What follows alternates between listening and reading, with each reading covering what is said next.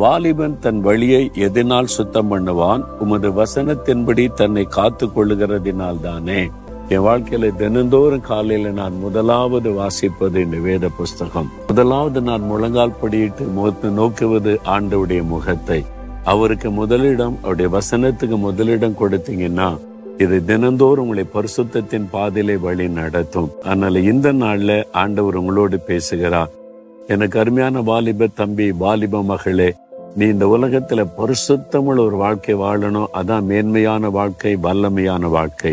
அந்த பரிசுத்தத்தை தருவதற்கு தேவன் பயன்படுத்துகிற கருவிதான் இந்த வேத வசனம். அந்த வசனத்தை தியானித்து நீ ஜெபிக்க ஜெபிக்க ஜெபிக்க உன் வாழ்க்கையில பரிசுத்தத்தின் மேல் பரிசுத்தம் உண்டாகும். எந்த பாவம் உன்னை மேற்கொள்ளுகிறதோ நீ அந்த பாவத்தை மேற்கொண்டு ஜெயித்து பரிசுத்தமாய் வாழ முடியும். ஆண்டவர் அதற்கென்றுதான் இந்த வல்லமையான வசனத்தை நம் கையில தந்திருக்கிறார்.